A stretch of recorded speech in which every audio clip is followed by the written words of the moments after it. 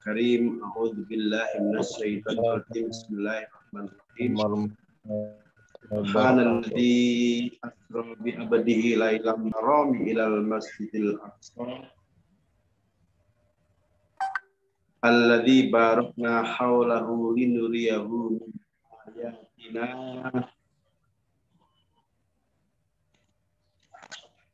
innahu was-sami'ul basir.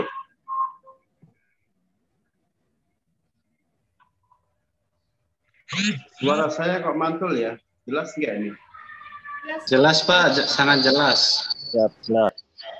Oke. Mengawali pertemuan kita pada pagi hari ini, marilah kita ungkapkan syukur kita kepada Allah Subhanahu wa Ta'ala atas rahmat, taufik, dan hidayahnya.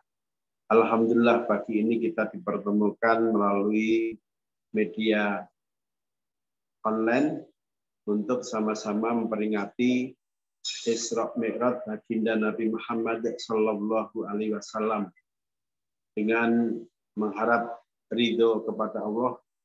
Semoga ikhtiar kita dengan sama-sama memperingati Isra Mi'raj baginda Nabi Muhammad akan menempatkan kita semua kelak berada di barisan yang paling depan yang akan mendapatkan syafaatnya fi yaumil akhirah. Amin, amin, ya rabbal alamin.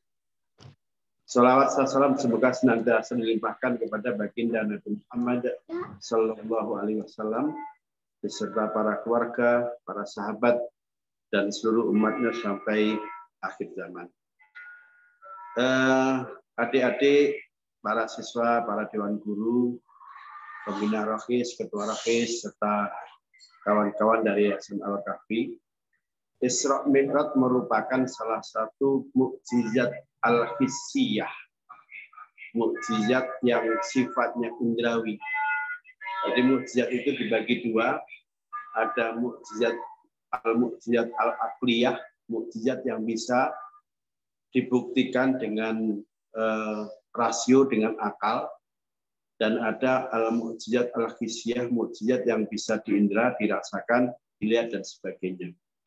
Mukjizat itu diberikan Allah kepada Nabi, kepada para Rasul untuk membuktikan bahwa dia betul-betul Nabi, betul-betul Rasul dari Allah. Bukan Nabi atau Rasul palsu. Itu fungsi mukjizat. Kembali kepada jenis mukjizat. Tadi ada dua, ada al-mukjizat al-aqliyah, itu contohnya Al-Quran.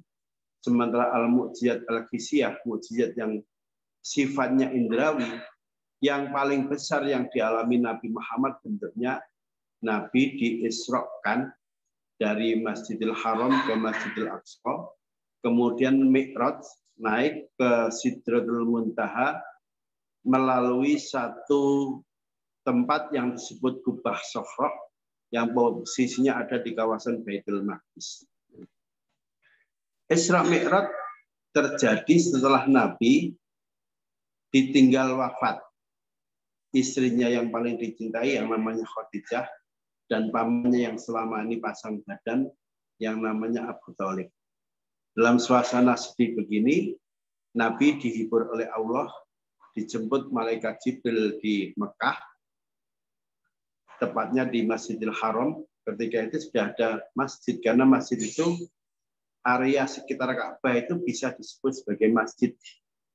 Pada era-era awal memang di sekitar Ka'bah yang ada baru berhala-berhala yang disembah. Bangunan masjid yang kita kenal sekarang ketika itu belum ada. Tapi dari situlah Nabi diajak Isra oleh malaikat Jibril. Sebelumnya dicuci dulu, hati Nabi dioperasi, dibedah, dicuci pakai air Zam-Zam, dikembalikan lagi semula. Setelah kira-kira habis maghrib, Nabi Muhammad diajak Jibril naik kendaraan yang namanya buraq. Buraq itu digambarkan Nabi gedenya kurang lebih segede keledai, tapi bersayap. Kepalanya tentu ya kepala hewan. Jadi kalau nanti menemukan orang jualan poster, katanya buraq, bentuknya seperti keledai, punya sayap, tapi kepalanya berbentuk wanita cantik, rambutnya terurai, itu imajinasinya yang gambar. Hakikatnya nggak seperti itu. Dari Mekah melewati Yasrib, Yasrib itu sekarang menjadi kota Madinah. Buraq berjalan agak melambat dan kemudian Jibril bilang, Muhammad, disinilah kamu nanti akan mengembangkan Islam dan di sini juga kamu nanti akan diwafatkan oleh Allah. Dari Mekah lurus, melewati Yasrib, Yasrib lurus, masuk ke kawasan Yordan, dari Yordan belok kiri, melewati kota Jericho. Jericho itu kota yang paling rendah dari permukaan laut, yang paling rendah di bumi. Dari permukaan laut itu turun kurang lebih 400 sekian meter. Tetapi Jericho ini meskipun berada di cekungan paling dalam, kota ini sudah mengenal peradaban lebih dari 10.000 tahun yang lalu. Jadi 10.000 tahun yang lalu. Kalau adik-adik atau Pak Guru nanti jalan-jalan ke Palestina, ke Yordan, insya Allah akan diajak mampir ke kota Jericho ini. Di sana banyak dijual kurma, souvenir, makanan khas Timur Tengah. Dan yang lebih penting lagi nanti kita akan diperkenalkan peradaban kuno di situ. Dari Jericho kemudian lurus lagi masuk ke kawasan Yerusalem, atau lebih tepatnya masuk ke kawasan Baitul Maqdis. Di kawasan ini ada rumah ibadah kuno yang dulu dibangun Nabi Yakub. Nabi Yakub itu anaknya Nabi Ishak. Nabi Ishak itu putranya Nabi Ibrahim. Jadi Yakub adalah cucunya Nabi Ibrahim. Kalau disebut Bani Yakub karena anak cucunya Nabi Yakub. Kadang-kadang sering diganti dengan istilah Bani Israel. Jadi Bani Israel itu artinya Bani Yakub, anak turunnya Nabi Yakub. Mulai di situ ada Nabi Yusuf, ada Benyamin, ada Yahuda, terus nanti turun kepada nabi-nabi yang ada di kawasan Timur Tengah. Jadi dari Nabi Ibrahim lewat jalur putranya Ishak, Yakub, nanti turun nabi-nabi di Bani Israel. Kemudian dari Nabi Ibrahim ke anaknya yang bernama Ismail. Ismail itu nanti hanya menurunkan seorang nabi, nabi akhir zaman yang bernama Nabi Muhammad. Nah, makamnya Nabi Ibrahim, istrinya Sarah, kemudian makamnya Nabi Ishak, makamnya Nabi Yusuf itu ada di kawasan Hebron. Hebron itu kalau dari Palestina, Yerusalem yang ada di Palestina ke arah selatan ya. Jadi Hebron itu di sana ada Masjid Ibrahim. Di dalamnya ada makamnya Nabi Ibrahim, makamnya istrinya Nabi Ibrahim, makamnya anaknya Nabi Ibrahim yang bernama Ishak, sama istrinya. Sekarang berada dalam kawasan masjid. Begitu kita keluar masjid, Ibrahim ini maju ke depan kurang lebih 20 meter, belok kiri, nanti di situ ada makamnya Nabi Yusuf. Jadi Nabi Yusuf dan Nabi Ibrahim, Nabi Ishak itu ada dalam satu kawasan. Baik, kalau kita dari Masjidil Aqsa ke Hebron, nanti melewati dulu kota Bethlehem. Bethlehem itu tempat lahirnya Nabi Isa. Kalau naik mobil kurang lebih dari Masjidil Aqsa ke Bethlehem, ya sekitar 30 menitan lah. Dari Bethlehem ke Hebron, ke selatan lagi, itu naik mobil kurang lebih 30 menit. Karena tempat di kawasan Baitul Maqdis, kemudian Bethlehem sampai ke Hebron, itu jalannya berkelok-kelok naik turun kayak kalau kita pergi ke Cianjur. Seperti itu. Kanan kiri jalan banyak tumbuhan ada kurma, ada zaitun, ada anggur, sama cemara. Itu tumbuh-tumbuhan yang banyak saya temui pada waktu saya pergi ke Israel, ke Palestina. Nah, posisi keluarga Ibrahim di situ. Jadi Nabi Muhammad dari Mekah melewati Yasrib, Madinah, Bablas, masuk kawasan Yordan, kemudian melewati perbatasan Yordan, masuk ke Jericho. Jericho maju lagi masuk di kawasan Baitul Maqdis. Nah, di dalam Baitul Maqdis itu dulu ada batu cadas, kemudian kalau kita maju dari batu itu, baru ketemu posisi Al-Masjid Al-Aqsa itu. Masjid Aqsa itu kalau dilihat dari atas begini nggak kelihatan karena dia posisinya di bawah tanah. Atau sekarang Masjidil Aqsa itu ada dua masjid. Masjid yang banyak difoto untuk kalender yang banyak hijau tua itu sebetulnya Masjid Aqsa baru. Dibangun sekitar abad ke-7 Hijriah. Sementara Masjid Aqsa yang lama yang dibangun Nabi Yakub, kemudian dijadikan tempat sholat oleh Nabi Muhammad sebelum Mi'raj, itu posisinya ada di ruangan sebelah kiri masjid, tetapi posisinya di bawah lantai masjid itu. Jadi kalau nanti kita nyampe kawasan Baitul Maqdis, mau masuk ke Masjidil Aqsa yang lama, yang dulu dijadiin Maryam tempat beribadah, dijadiin tempat ibadah Nabi Zakaria, dijadiin sholat sama Nabi yang jamaah ruhnya para nabi-nabi, itu posisinya di lantai dasar. Kalau dari atas nggak kelihatan, masuknya dari depan Masjidil Aqsa, dari depan itu posisi sebelah kanan. Di sebelah kanan nanti ada semacam tangga ke basement kayak gitu. Begitu kita masuk, nanti ada lorong lebarnya kira-kira 8 meter, panjangnya kira-kira kurang lebih 60 meter. Mentok di situ, kemudian sebelah kiri baru ketemu Masjidil Aqsa, tempat Maryam dulu jadi marbot, tempat ibadahnya Nabi Zakaria, dan tempat sholatnya Nabi Muhammad sebelum Nabi Mi'raj menghadap Allah. Bangunannya ya nggak berubah karena struktur bangunan itu dibikin dari batu cadas, ditopang 3 tiang batu yang gede-gede begitu. Area itu sering dibakar orang, tapi yang namanya batu dibakar kan nggak ngaruh apa-apa. Nah, begitu Nabi nyampe ke Baitul Maqdis, itu kendaraan yang tadi buat naik Nabi namanya buruk, diikat. Nah, tempat markirin buruk itu nanti kalau kita nyampe di Palestina, di kawasan Masjidil Aqsa, tempatnya dinamakan Masjid Buruk. Karena kalau kita bisa masuk ke bawah ruangan tanah bagian bawah, di situ juga dijadikan tempat sholat. Nanti kalau di searching di Google, ketik aja Masjid Buruk. Nanti kita akan menemukan. Jadi posisi lantai Masjid Buruk itu sejajar dengan lantai Masjidil Aqsa yang dibangun Nabi Yakub yang dulu fungsinya menjadi tempat ibadahnya orang Yahudi. Ya pasti namanya sinagog. Istilah disebut Al-Masjid Al-Aqsa, artinya masjid terjauh, ngitungnya dari Masjidil Haram di Mekah. Kalau ada masjid terjauh berarti ada masjid yang agak jauh, ada. Nah, masjid yang agak jauh itu istilahnya disebut Al-Masjid Al-Qasi'i. Nama lainnya Masjid Nabawi yang ada di Madinah. Jadi urutannya ada Masjidil Haram di Mekah, Ka'bahnya itu dulu yang bangun Nabi Adam dan Hawa. Kemudian dipugar oleh Nabi Ibrahim dan Ismail. Selesai Nabi Ibrahim memugar Ka'bah bersama Ismail, 70 tahun berikutnya Nabi Yakub membangun Masjidil Aqsa ini. Jadi Masjidil Aqsa yang Nabi mampir untuk sholat dulu sebelum Mi'raj itu, dulu yang bangun cucunya Nabi Ibrahim yang bernama Nabi Yakub. Menurut ahli sejarah selisihnya kurang lebih 70 tahun. Nah, selesai Nabi sholat di masjid itu, yang makmum rohnya para nabi, apakah seluruh nabi apa sebagian, itu masih menjadi pertanyaan. Sebab seluruh nabi itu jumlahnya ada 125.000. Bayangkan kalau 125 ngumpul di situ kan nggak cukup tempatnya. Tapi kalau bentuknya roh ya kita nggak tahu. Kalau jumlah rasul itu ada yang nyebut ada sekitar 313 atau 315. Nabi sholat di situ, selesai sholat Nabi keluar. Buruknya belum disamperin, masih parkir di sebelah kiri Masjid Aqsa yang sekarang kalau kita mau ke sana Nabi. Nabi maju ke arah yang sekarang disebut bangunan disebut Kubah Sofro.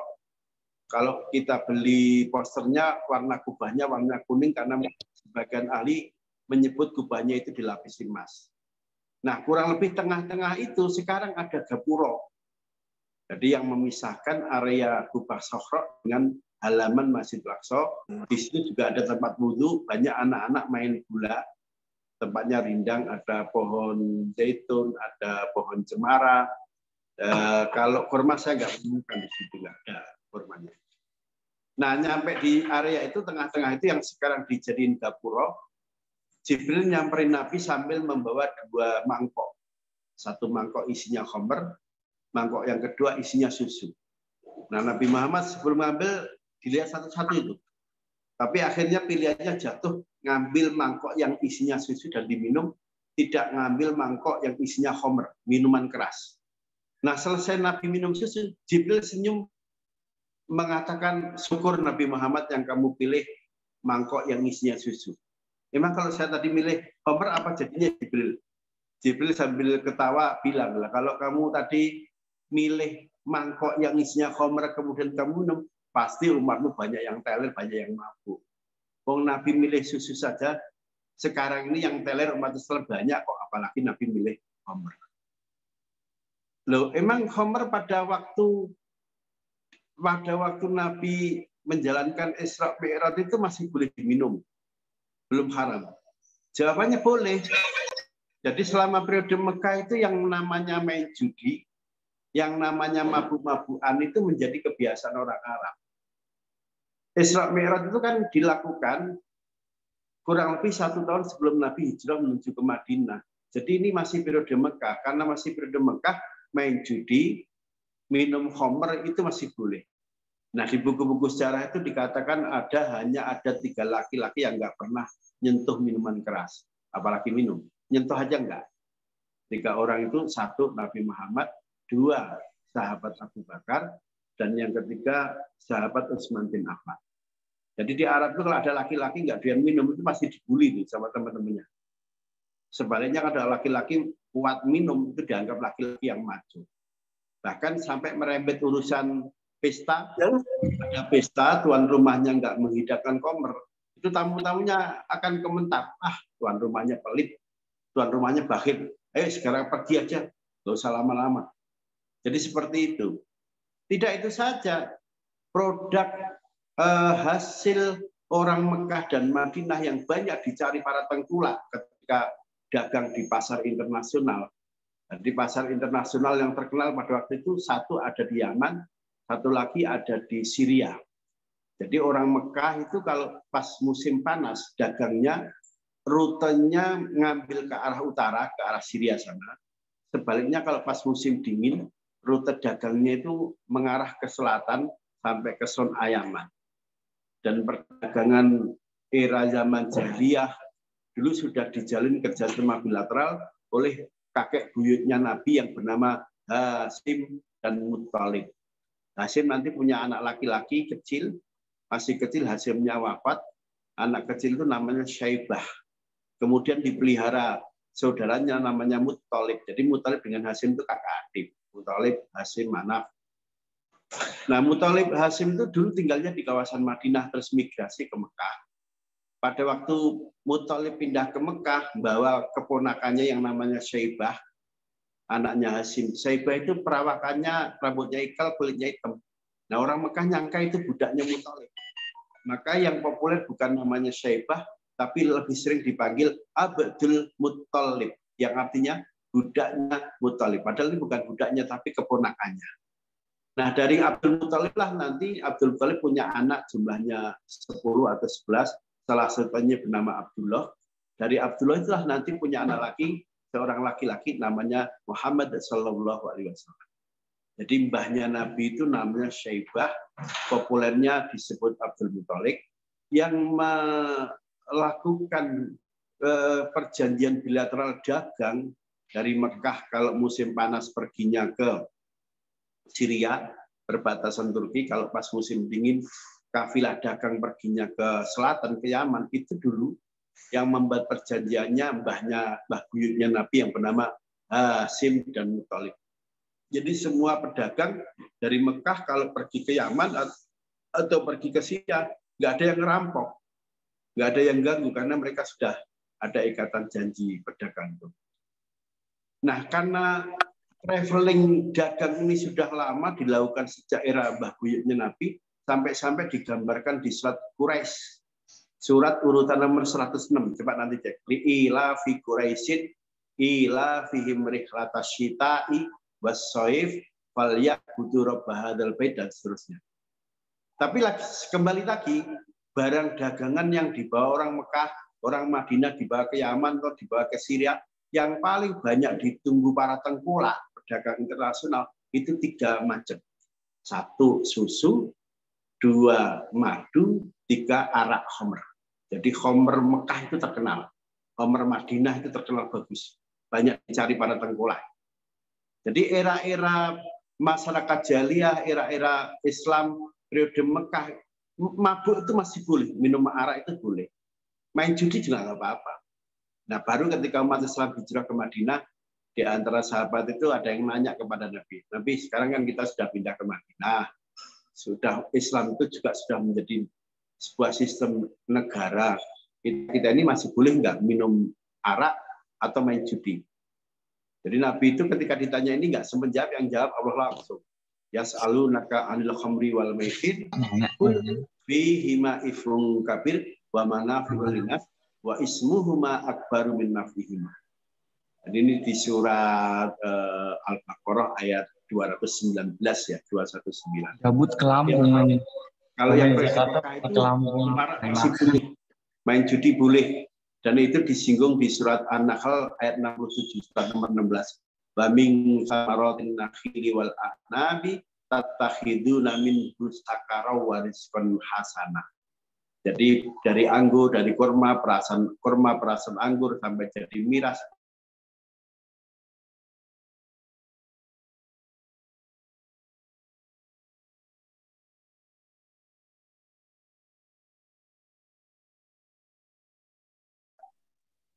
Ustaz, mic-nya mute.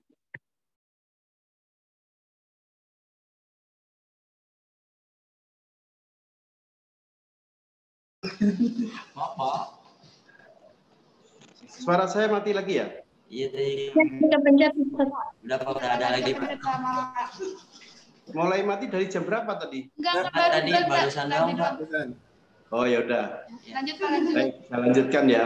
Sip, Pak. Jadi kalau sekarang banyak orang gila miras itu sebetulnya memang dulu pernah punya pengalaman orang Islam pun di periode Mekah dibolehkan minum arak. Tapi itu terus di stop, pindah di Madinah, baru nanti. Jadi ayat tentang miras itu ada 4.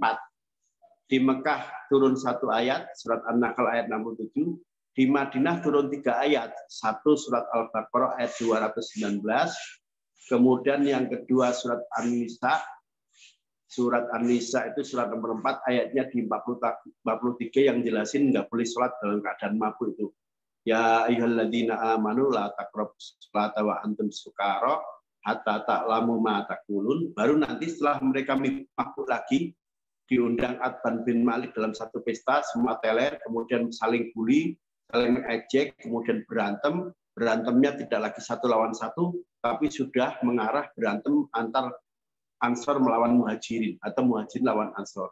Baru Allah menurunkan larangan minuman keras, diturunkan surat Al-Maidah ayatnya nomor 90. Innamal khamru wal maisir wal ansab wal azlamu rijsun min amali syaitan fastanibuhu la'allakum tuflihun. Jadi itu, kembali ke tadi. Kenapa kok Jibril, pertanyaannya, selesai Nabi memimpin sholat di Masjidil Aqsa sebelum Mi'raj, ngasih 2 mangkok isinya 1 susu, isinya 1 khamr. Tadi kan diajukan pertanyaan, emang boleh ketika itu minum khamr? Jawabannya boleh. Karena peristiwa Isra Mi'raj itu kategori tahunnya masih ngikut kelompok tahun atau periode Makkiyah, periode dakwah di Mekah. Minum khamr masih boleh, meskipun seumur-umur Nabi itu nggak pernah minum khamr. Jangankan minum, megang gelasnya aja nggak pernah. Dan di Arab hanya 3 orang yang nggak pernah deket-deket dengan khamr. 1 Nabi Muhammad, 2 Abu Bakar, 3 Utsman bin Affan. Nah, selesai Nabi minum susu, Nabi bablas masuk ke bangunan yang disebut kubah Sofra. Bangunan itu sekarang kubahnya warnanya kuning. Di dalamnya ada batu cadas keras, dipagari pakai besi stainless itu. Nah, tempat ini kalau duhur, asar boleh digunakan sholat bebas. Tapi begitu masuk maghrib, isya, subuh dikunci, nggak boleh sholat. Sholatnya hanya di Masjid Aqsa yang baru itu, yang kubahnya warnanya hijau tua. Dari batu-batu di kubah Sofra ini, nanti di bawah batu itu ada kayak gua begitu. Ada tangganya, dari lantai ke dinding batu itu, atap batu itu kalau paling tingginya paling 2 meter. Jadi kalau orang itu tingginya 2 meter bisa megang atapnya.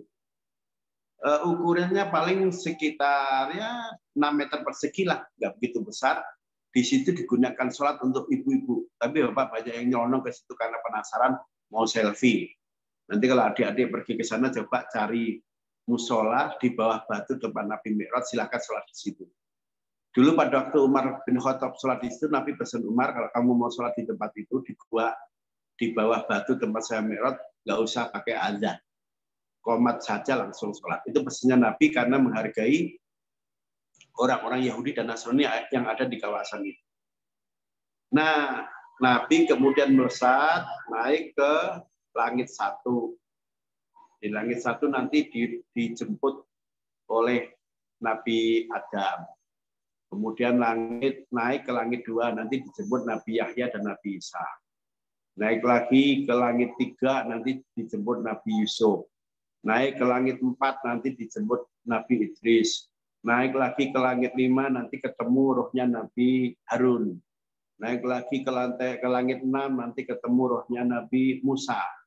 Naik lagi langit 7, nanti ketemu rohnya Nabi Ibrahim. Begitu 7 lewat, masuk ke gerbang Sidratul Muntaha, Jibril bilang ke Nabi Muhammad, silakan kamu masuk sendiri. Saya tak nunggu di sini, saya nggak mau ikut, nggak bisa ngikut makomku hanya sampai di langit 7 ini. Nggak bisa nyampe masuk ke kawasan Sidratul Muntaha. Akhirnya Nabi masuk Sidratul Muntaha itu, tentu Nabi kan nggak mungkin masuk di tempat asing terus nyelonong aja. Ibaratnya kalau orang Sunda mau masuk rumah orang yang mengucapkan sampurasun. Kalau orang Jawa ngucapin apa? Kula nuwun. Kalau orang Arab ngucapin assalamualaikum. Nah, Nabi itu ngucapinnya apa pada waktu masuk ke singgasana Allah di Sidratul Muntaha? Yang diucapkan Nabi itu gini, at-tahiyyatul mubarakatus shalawatut thayyibatulillah. Adik-adik ingat nggak ini dibaca kapan kalau kita sholat? Dibaca kapan? Dibaca pada waktu duduk tasahud, tahiyat itu loh. Nah, begitu Nabi mengucapkan itu salam penghormatan, aku sampaikan untukmu ya Allah. Allah jawab, Assalamualaikum ayyuhan nabiyyu wa rahmatullahi wa barakatuh. Dan Nabi Muhammad ketika dijawab oleh Allah begitu merasa ingat dengan kita-kita yang soleh-soleh, ya nabi-nabi lain yang soleh. Akhirnya Nabi nipali, Assalamu alaina wa ala ibadillahis sholihin. Enggak ya Allah, yang namanya kedamaian, kesejahteraan, keamanan, keselamatan. Selain untukku ya untuk hamba-hambaku yang soleh. Jadi kita-kita yang soleh-soleh itu insya Allah sama Nabi sudah didoain. Makanya jangan jadi preman. Kalau jadi preman nggak didoain, nggak ikut didoain. Nah, begitu ada dialog antara Nabi dengan Allah di Sidratul Muntaha, para malaikat yang dengar yang ada itu tanpa dikomando mereka bersama-sama mengucapkan asyhadu alla ilaha illallah wa asyhadu anna Muhammadur Rasulullah. Jadi sebetulnya oleh-oleh dari peristiwa Mi'raj Nabi berdialog dengan Allah itu kemudian diabadikan menjadi bacaan pada waktu kita duduk tasahud. Makanya pas tasawuf itu usahakan pikiran kita kalau sholat jangan nyelonong kemana-mana. Hati kita harus khusyuk, harus fokus. Seakan-akan kita membayangkan kita itu lagi mi'raj seperti mi'rajnya Nabi Muhammad dulu. Menjumpai Allah di Sidratul Muntaha. Itu pesannya para sufi itu. Jadi usahakan kita sholat kalau nggak bisa khusyuk dari takbiratul ihram, minimal pas duduk tahiyat itu pikiran hati kita bisa fokus menyatu mi'raj dengan Allah Subhanahu wa taala. Ini seperti itu. Baik. Nah, setelah tadi ada dialog, kemudian intinya Nabi Muhammad diperintahkan dalam umat Islam kewajiban sholat sehari semalam 50 waktu.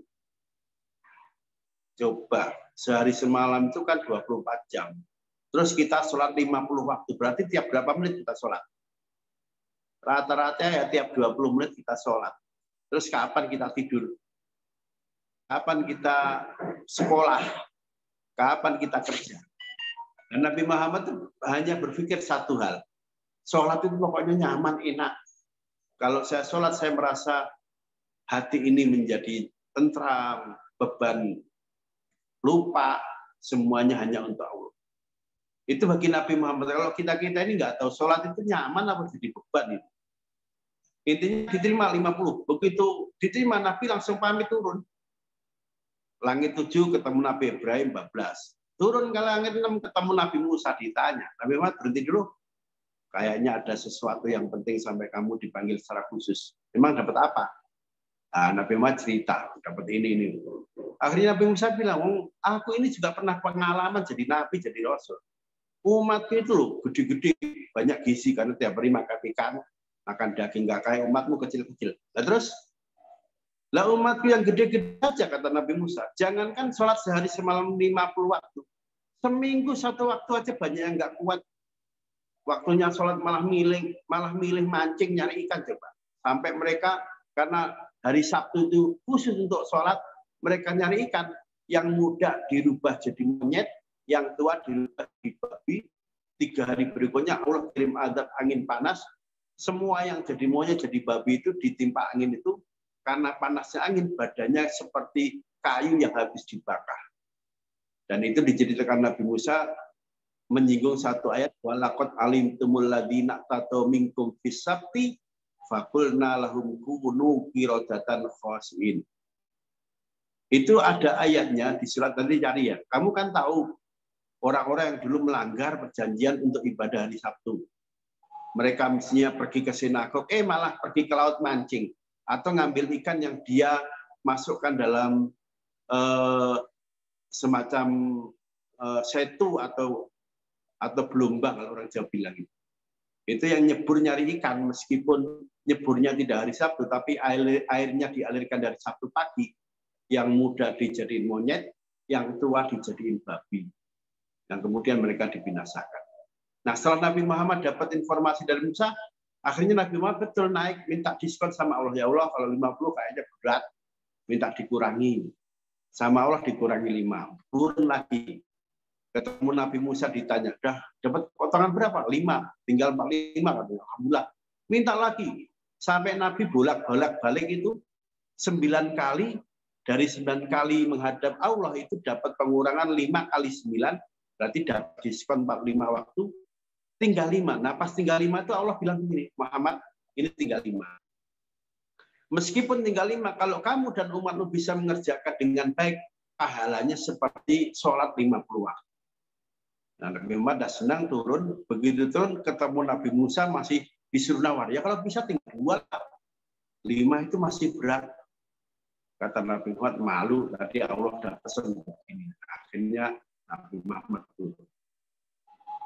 Begitu turun, dari Sidratul Muntaha, lewati langit 7 sampai langit 1, turun lagi, rutenya balik ke arah Masjidil Aqsa, melewati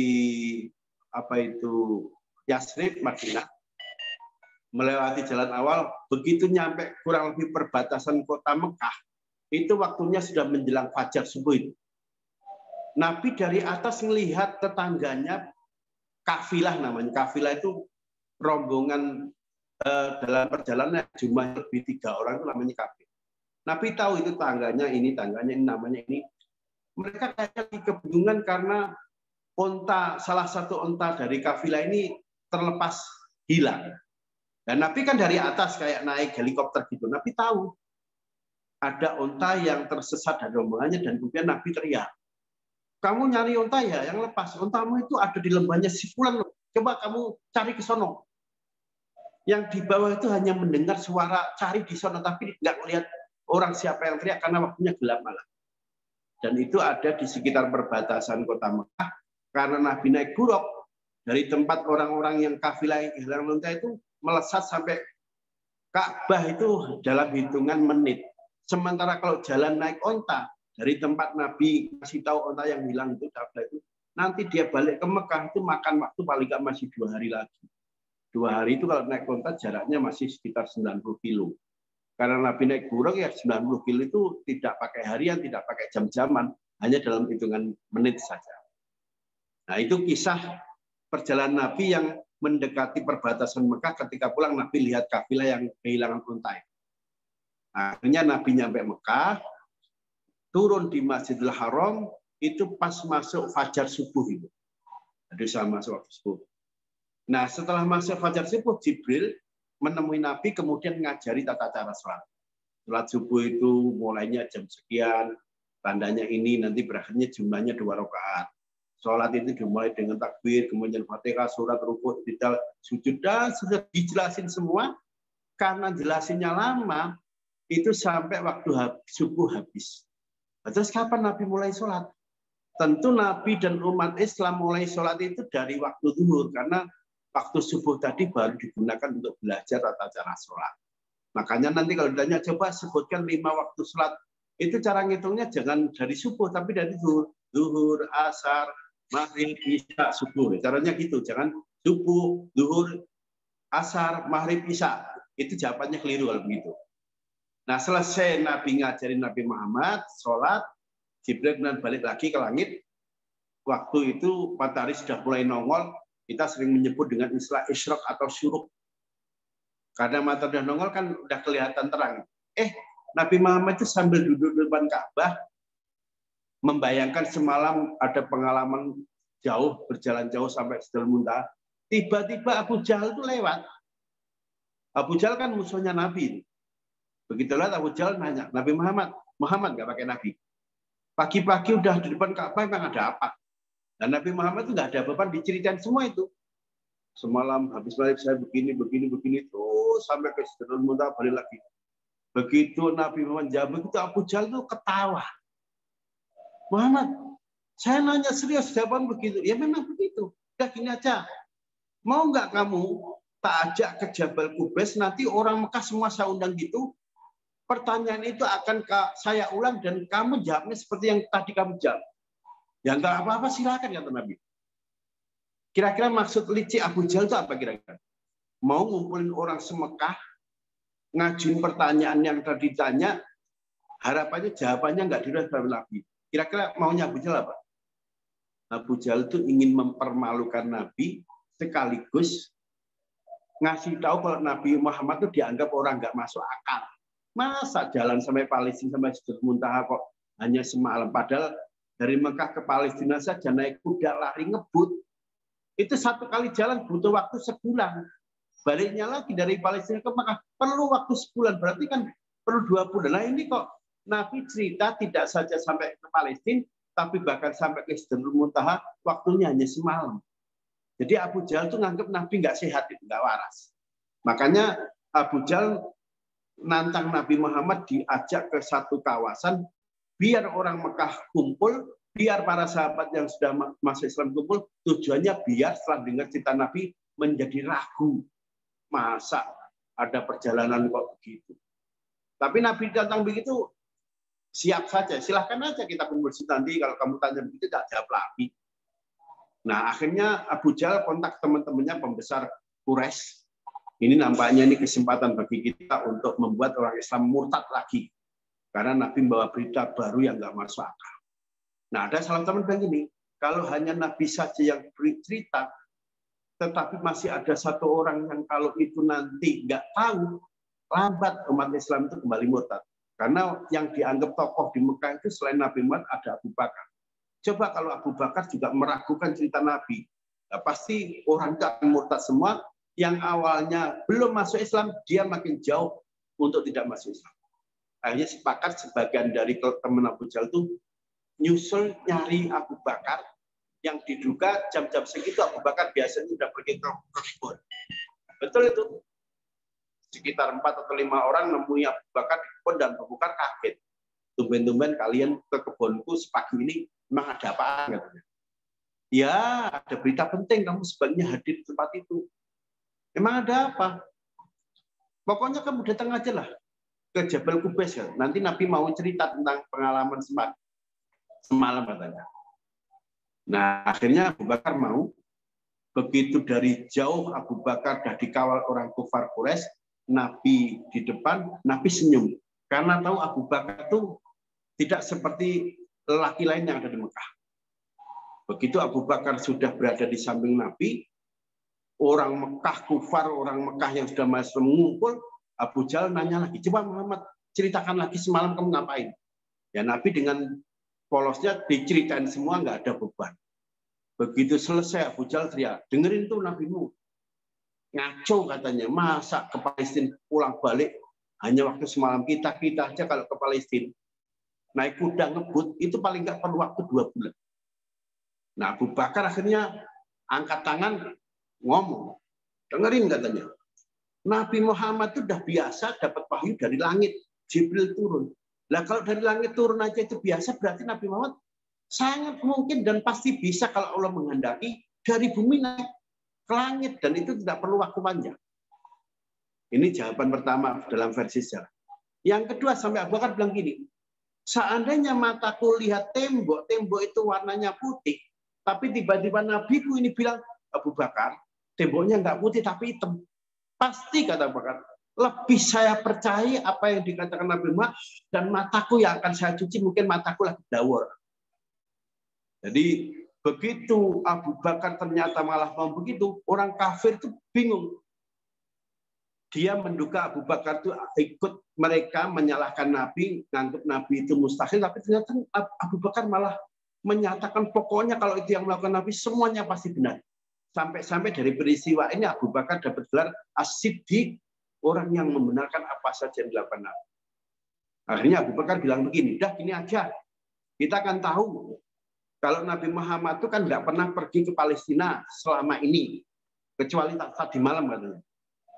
Dan kalian kan banyak teman-temanmu yang biasa pergi ke Palestina sana.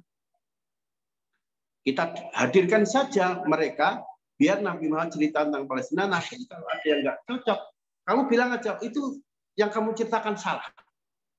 Hanya betul, mereka diundang, datang, ditanya sama Nabi, coba ceritain tentang Palestina. Itu Nabi seakan-akan kayak di depannya ada map, ada peta. Pasarnya di mana Nabi? Oh itu pasarnya di sebelah sini. Tiangnya ada berapa? Tiangnya sekian. Jendelanya di mana? Ceritain semua sama Nabi persis seperti yang terjadi di Palestina. Sampai tetangganya itu pada heran, iya ya. Kalau memang Nabi belum pernah ke Palestina, kok bisa Nabi ceritain Palestina dengan bangunan Masjidil Aqsa begitu detailnya dan tidak ada yang salah. Nah, di saat mereka bingung begitu karena Nabi ternyata mampu menjelaskan tentang Palestina, tentang Baitul Maqdis, dan Masjid Aqsa dengan benar, itu Nabi akhirnya nutup dengan kartu asbin. Saudaraku, kalau kalian semua masih nggak percaya bahwa semalam saya telah Isra Mi'raj, tunggu kurang lebih 2 hari lagi. Nanti akan datang kafilah tetanggamu yang pergi ke Palestina. Mereka si fulan, di mana kafilah ini dipimpin oleh tetanggamu, nama ini naik warna putih, di lehernya ada selendang warna merah. Kecuali selain itu, kafilah ini pernah kehilangan onta. Karena saya dari atas lihat, saya nyuruh mereka untuk nyari ontanya hilang di lembah yang dimiliki si fulan. Mereka mengikuti kata-kata saya dan kemudian onta itu kan. Dan nanti kafilah ini perkiraannya akan nyampe sini 2 hari lagi melalui lembah Mbah Buyutku, namanya lembah Syaibah. Akhirnya betul itu. 2 hari itu orang Mekah semuanya nungguin apa yang dikatakan Nabi itu sebagai kartu asnya. Ada kafilah yang katanya 2 hari lagi nyampe. Setelah 2 hari ditungguin, pas habis zuhur, ini kafilah datang. Disambut orang semekah, sampai mereka bingung. Ini ada apaan kok? Tumben-tumbennya saya pulang dari Palestina yang nyambut begini banyak. Enggak, kamu penasaran katanya. Saya mau nanya, siapa yang memimpin kafilah ini? Yang memimpin itu. Ontanya warnanya apa? Putih. Di lehernya ada apa? Kain merah. Pas dengan dikata Nabi. Kamu apa pernah pada waktu kafilah ini kehilangan onta? Benar, kehilangan onta. Saya bingung. Tapi tiba-tiba ada suara nyuruh onta saya dicari di lembah yang dimiliki si fulan. Ternyata saya ikuti suara itu. Benar ontanya ketemu. Tapi saya nggak melihat orangnya di mana karena gelap. Itu semekah akhirnya yang tadi sahabat mulai mau murtad karena ragu dengan Nabi yang bisa, imannya balik lagi. Sementara orang kafir yang selama ini kafir kan nggak dapat dia, tetap saja kafir. Akhirnya apa? Dari peristiwa sampai kafilah itu mengatakan, kok kamu bisa tahu kalau saya kehilangan onta, kemudian saya nyari onta itu ketemu di lembah ini? Emang yang ngasih tahu siapa? Wong saya aja baru nyampe Mekah, belum cerita ke siapapun. Nah, Abu Jahal bilang yang ngasih tahu Nabi Muhammad katanya, karena dia barusan cerita begini. Nah, dari sini maka sebetulnya tidak ada lagi alasan untuk menolak kebenaran peristiwa Isra Mi'raj karena bukti-bukti yang disampaikan Nabi dan kemudian dibenarkan oleh para kafilah tadi, rombongan dagang, selain oleh orang-orang yang pernah pergi ke Palestina. Saya kira memang kita sepakat bahwa persoalan agama itu ada yang bisa dicerna dengan akal. Ini namanya istilahnya disebut ta'akuli, Tapi juga banyak ibadah dalam Islam yang akal kita harus tunduk, harus pasrah. Tidak perlu diutak-atik pakai akal. Istilahnya disebut ta'abbudi. Jadi otak kita harus pasrah, jangan suka ngeyel misalnya.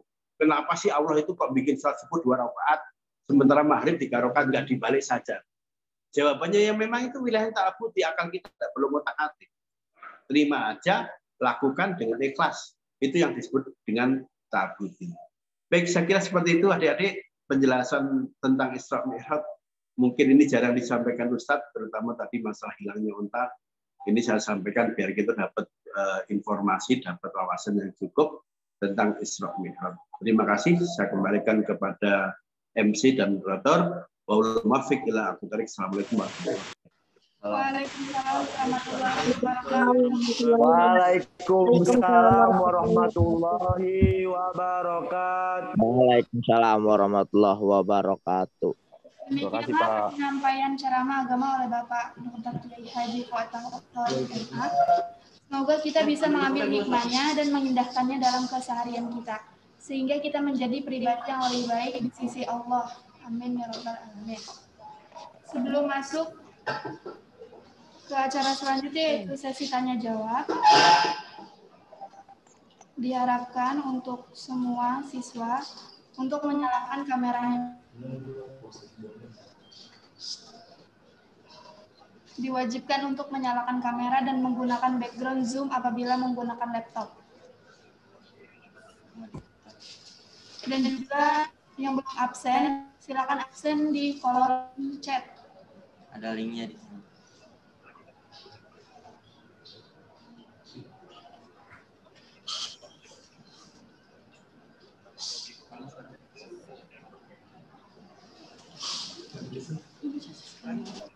Ada yang ingin bertanya nggak? Kalau nggak ada yang bertanya, saya mau khutbah. Acara selanjutnya yaitu sesi tanya jawab antara ketua siswa SMA dengan penceramah kita Bapak Dr. Kiai Haji Fuad MA. Kepada yang mau dapat materi yang saya ceramahkan nanti kirim nomor WA, materinya saya kirim lewat WA ya. Nomor WA saya 0813 8730 9950. Materi yang saya ada foto-fotonya, foto Masjid Al-Aqsa, foto Kubah Sofro. Jadi dalam bentuk gambar dan foto-foto. Nanti kalau mau pengen dapat materinya silahkan WA ke saya, minta materi itu harus saya kirim. Silakan yang mau nanya sekarang. Ayo nanya.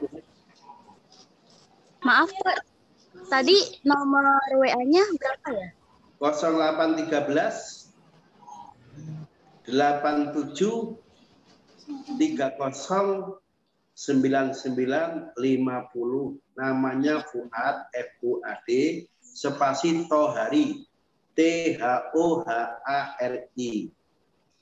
Nanti silakan buka Google atau buka YouTube, ketik nama saya itu nanti akan nongol.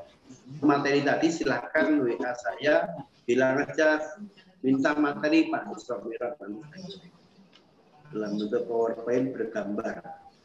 Banyak foto-foto tentang Masjidil Aqsa. Baik Pak, terima kasih. Iya, silakan. Yang mau bertanya sekarang boleh tanya sekarang aja. Yang mau bertanya sekarang boleh tanya sekarang aja.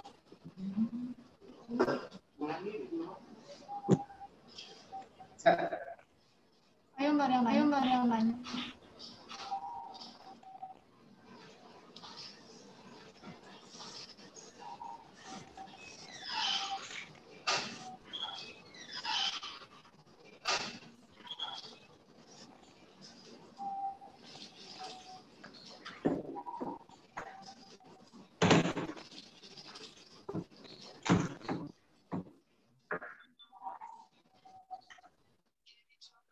Apa materinya aja dikirimkan, nanti silakan dipelajari ya.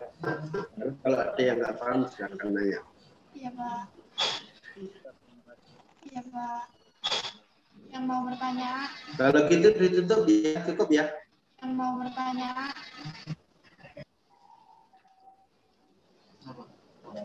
Tidak ada yang mau bertanya ya? ke panitia. Panitia nanti melanjutkan dikirim ke semua peserta desa. Gitu aja ya. Assalamualaikum Pak, saya ingin bertanya. Silakan bertanya. Tadi dari langit 1 sampai 7, Nabi Muhammad bertemu siapa saja ya Pak? Maaf. Baik. Sebutin nama. Di langit pertama ketemu Nabi Adam. Di langit kedua ketemu Nabi Musa dan Yahya. Di langit ketiga ketemu Nabi Yusuf. Di langit keempat ketemu Nabi Idris. Di langit kelima ketemu Nabi. Di langit keenam ketemu Nabi Musa. Di langit ketujuh ketemu Nabi Ibrahim. Jelas ya? Jelas Pak, terima kasih. Ya, nanti di materinya saya buat gambarnya itu. Di PowerPoint-nya ada. Ya Pak. Ada yang mau nanya lagi? Sebelum bertanya, tolong sebutin nama sama kelas ya. Ada yang mau nanya lagi? Saya, Pak. Saya. Ya, silakan. Ya, dari 10 IPS. Ya. Ini SMA 52. Dari SMA 52 negeri Jakarta semua, enggak ada yang lain. SMA 15, Pak. Oh, 15 ya? Iya, Pak. SMA 15 Jakarta ya? Iya, Pak. Ya. Siapa yang nanya? Ayo mau nanya. Yang lain di mute aja biar nggak berisik. Pak. Tadi bila ontanya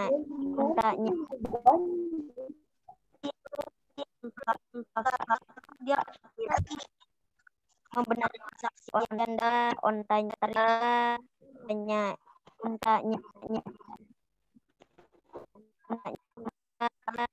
lalu setelah mendengar dengan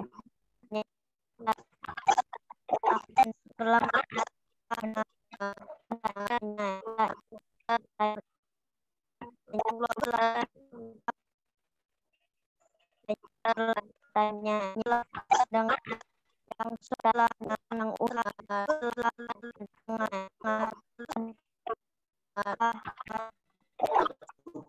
bukti banyak mereka begini. Sementara umat Islam yang sudah masuk Islam yang awalnya mau murtad akhirnya tidak jadi murtad. Seperti itu. Lagi kita dapat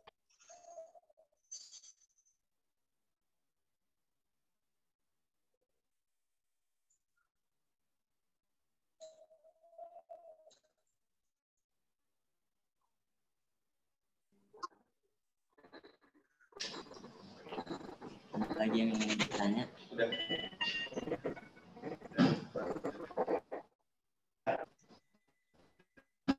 baik, kalau begitu materinya saya kirim sekarang ya. Iya, Pak. Atau saya kirim lewat panitia aja. Ya, boleh, Pak. Ya, Pak. Oke, saya kirim. Terima kasih. Silakan ditunggu materi. Kita tutup sama-sama dengan banyak alhamdulillah. Alhamdulillahirrahmanirrahim. Assalamualaikum warahmatullahi wabarakatuh. Waalaikumsalam warahmatullahi wabarakatuh. Waalaikumsalam warahmatullahi wabarakatuh. Terima kasih Pak. Ya, sama-sama saya pamit ya. Mau Jumatan. Iya Pak. Ya, terima kasih Pak. Salam. Baik. yang kita dapat akan bermanfaat di masa yang akan mendatang. Terima kasih kepada Bapak Dr. Kiai Haji Fuad Tohari MA yang sudah menjawab pertanyaan dari siswa-siswi. Selanjutnya yaitu acara tambahan yang akan dibawakan oleh Nisa Helwita. Kepada Nisa kami persilakan.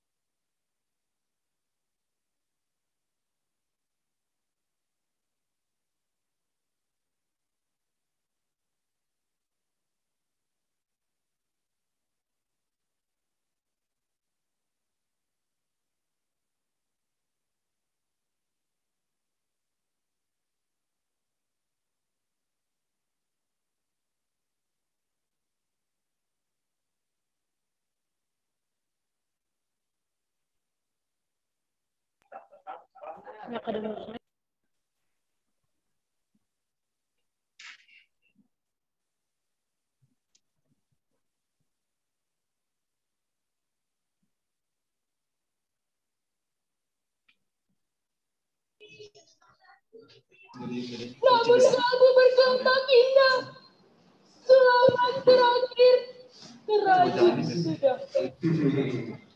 Ampuni aku ya Allah. Menyusun bayi.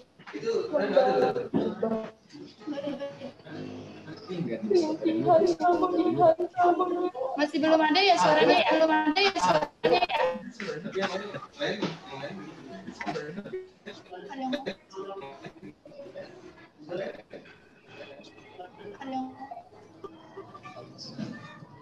Udah ada suaranya.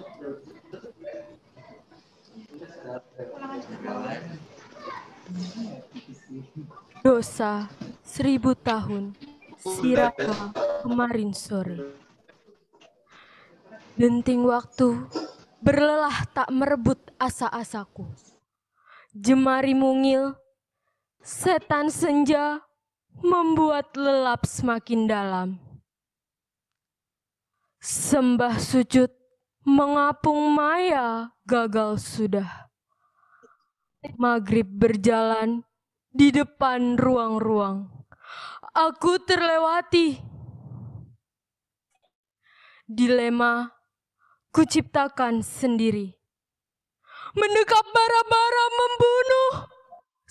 Saat azan bukan lagi panggilan. Sajadah terbinar lusuh. Mega-mega membuatku lupa. Sendiriku dayu bernyanyi lagu gila. Terbuai hayat, kebodohan sia-sia. Kala merasa cinta adalah segalanya. Namun lupa cinta kepadanya.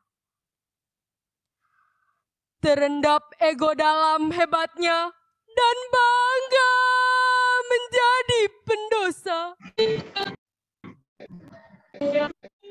Dalam segala kegaduhan fana ini, bergelut gelap mata, terpejam. Namun kalbu bergelombang indah, sulaman terakhir terajut sudah. Ampuni aku ya Allah. Bergetar lidah, menyusun bait, kembali menyembahmu. Rintihan tak menghenti, hingga pelipis timur tak bercahaya lagi. Digerogoti dosa di tiap bui-bui waktu perjalanan. Aku memulai kembali pagi dengan salah. Si fulan ini telah terjauh, tak memanggilmu ya Allah. Bahkan beratuk berucap aku, hamba-Mu. Engkau yang maha kuasa, Engkau yang maha pengampun. Sertakan aku dalam barisan penerima hidayah-Mu. Sujud-sujud yang kulupakan, ikutkan aku dalam sendu romantisnya asma-Mu ya Allah. Lakan yang mengirisi di sepertiga pagi ini adalah jejak perpanduanku ya Rabbi. Dengan segala kerendahan hatiku ya Halik, aku ingin mencium surgamu itu. Dekap aku dalam tobat-Mu ya Allah. Jiwa yang terserupul layu ini ingin kembali dipikat oleh ayat-ayat-Mu.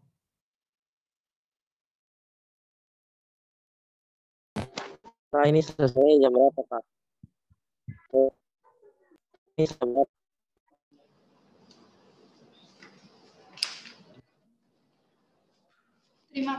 Terima kasih kepada Nisa Erlina atas penampilannya. Hadirin sekalian, sebagai penutup sekaligus penyempurna rangkaian acara ini, marilah kita bermohon keberkahan majelis kepada Allah lewat doa.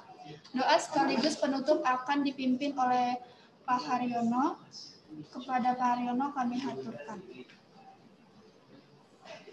Assalamualaikum warahmatullahi wabarakatuh.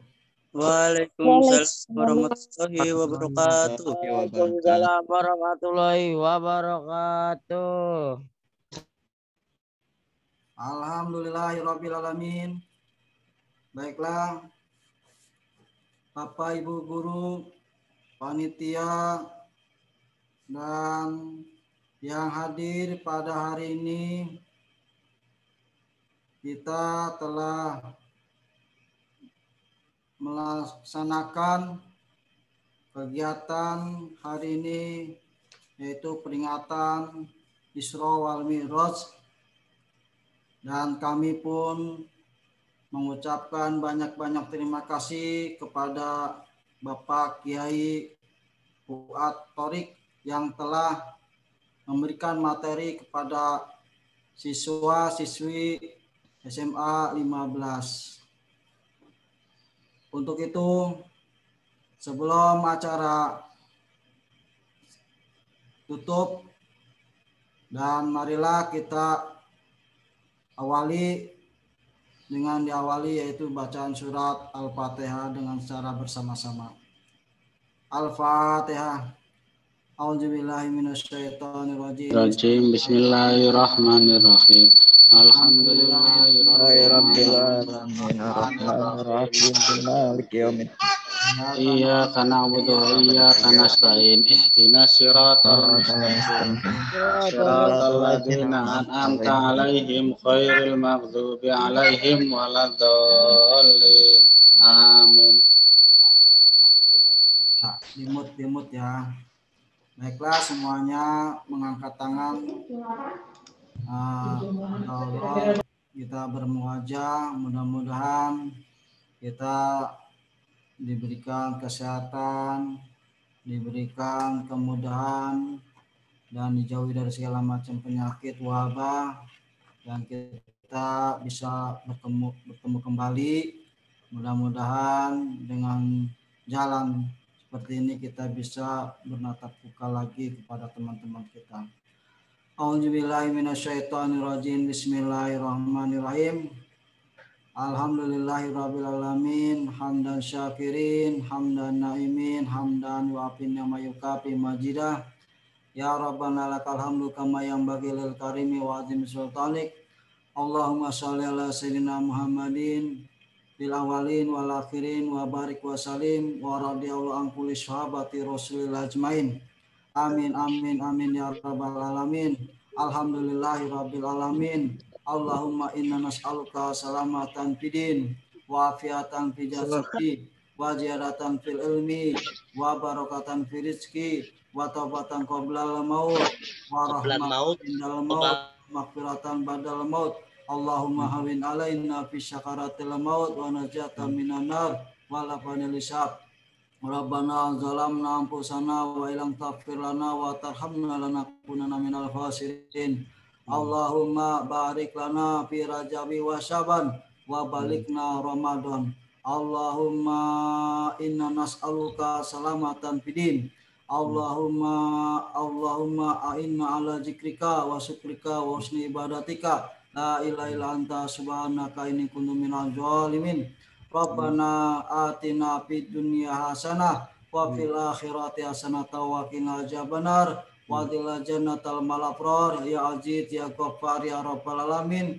Subhana rabbika rabbil izzati amma yasifun. Wassalamun alal mursalin walhamdulillahi rabbil alamin. Assalamualaikum warahmatullahi wabarakatuh. Waalaikumsalam warahmatullahi wabarakatuh. Warahmatullahi wabarakatuh.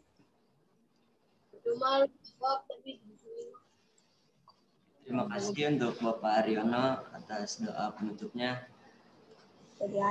Dengan berakhirnya doa tadi, maka berakhir pula acara Isra Mi'raj Nabi Muhammad SAW 1442 Hijriah di SMA Negeri 15 Jakarta pada hari ini. Kami selaku pembawa acara mengucapkan terima kasih yang mendalam atas segala perhatian dan memohon maaf dan ampun atas segala kekhilafan. Wabillahi taufiq wal hidayah. Assalamualaikum warahmatullahi wabarakatuh. Waalaikumsalam warahmatullahi wabarakatuh. Warahmatullahi wabarakatuh. Jangan lupa resumennya kumpul. Jangan lupa absen ya. Jangan lupa absen. Ya, Baik, Pak. Jangan lupa, Kak.